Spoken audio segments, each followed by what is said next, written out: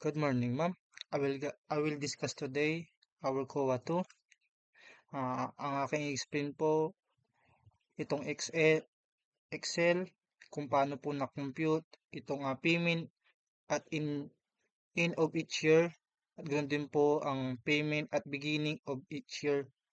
Ah, itong 28,793 kung paano po na-compute to.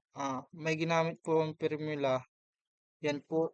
Equal PB same column C3 C4, and C5 column.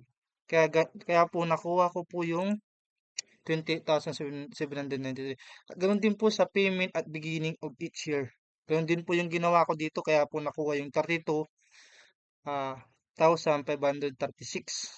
Ah, Ganun din po yung ginawa ko diyan, ma'am. Equal PB, column, C10, C11, C12, 1, column. Kaya po nakuha po yung 32,536 dito po sa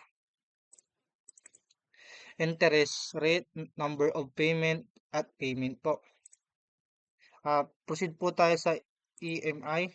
Ganun din po yung ginawa ko sa una po. Kaya po na-compute yung rate per month, number of monthly payments, loan amount, and PB. Ayan po. Equal PMT, C3, C5, C6, C7, C8 po. Kaya po na-compute yung total po ng amount. Yan po. Ganun din. At proceed po tayo sa monthly payment. Dito naman tayo sa interest and principal paid. Kung paano po na-compute yung interest. Ganito lang po kasimple. Gumamit po ako ng formula. Equal minus EPMT column. Yung dollars tas D dollar 2. Yung 2 naman, ito yung 2, yung rate per month. Tapos ay, comma. Tapos gumamit po ko ng B10. Tapos dito yung B.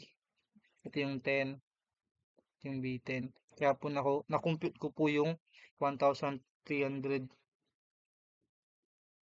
ay 1,300,000 po. Ganun din po. At ganun din po sa calculating, proceed po tayo sa calculating interest. Kaya po nakuha yung interest ng 8%. Kasi gumamit po ako ng, yan po yung formula na ginamit ko. Gamit po ako ng equal rate, column C3, C4, C2, 0, dot column po. Kaya po nakuha po yung 8%. Proceed po tayo sa calculating term. Ganun din po. Kung paano rin po nakuha yung calculating term of loan. Kinumpit ko lang po yung loan, amount, interest, EMI. Ang lagay ko po sa equal in PER, column C3, C4, C2, 0, column po. Kaya nakuha ko po yung 12 po, ma'am. Proceed po tayo sa decision on investment. Dito tayo mag-simula. Kaya ako, ganito po yung ginamit ko yung formula. Kaya ako po nakuha po yung total po ng investment 1. Ganun din po sa investment 2, ma'am. Ito po yung formula na ginamit ko po, ma'am. Equal in PB, column C2, C5, semicolon. Tawag dito yung dalawang tuldok, C7, tas column po. Kaya, nakuha po natin yung 4,976.85. Ganun din po sa investment 2. Ganun din lang po yung ginawa ko po dyan, ma'am. Proceed po tayo sa cash flow at beginning of. Sa cash flow naman, ganito naman yung ginamit kong formula po, ma'am. Ganun din po sa in year. Proceed po tayo sa cash flow in the middle. Itong kung paano po nakuha yung yung total ng Invis 1, Invis 2, ganun, may formula po yung may ginamit po akong formula dito, ma'am. Equals 3.7 po. Ganun din po sa investment 2 po. At kung paano po nakuha yung NPV in year, may formula po tayo na ginawa po diyan na kung paano po nakuha po yun, yung total niya po. Ganun din po investment po. Dito na po tayo sa determining ERR of cash flow. Ito po yung cash flow natin. Ito po yung ERR natin. Ginawa lang formula po dyan. Equal ERR, column B3, dalawang tuldok, B6, column po. Sa unique naman po, ganito lang po yung ginawa po natin dyan, ma'am. Itong kung paano po nakuha yung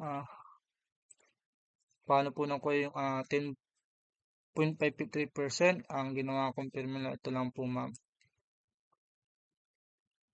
Equal ERR and column B3, dalawang tuldok, B6 po. Ito po yung ginawa dito, ma'am. Proceed po tayo sa multiple ERR. Nagpaliwanag na rin po ito, ma'am. Punta po tayo dito, ma'am. Punta sa pinakalas na discussion po patungkol po dito sa COA 2 po, ma'am. Itong NPV, paano po na-compute. Ito po yung formula na ginamit, ma'am. Yan, cash flow. Ganun din po sa ito, ma'am, paano po nakuha. Ganun din po sa MIRR, kung paano po nakuha yung 7%. Ganito. Ito po yung ginamit na formula po dito, ma'am. Inano ko po yung finance rate, investment rate. Ito po yung cash flow po, ma'am. Equal MIRR, column D36, dalawang tuldok, D38, D32, D33, and column po. Kaya po nakuha yung 7% po. Yan po yung total niya po, ma'am. Yun lang po yung explanation ko po sa COA 2 na ito, ma'am. So, maraming salamat po.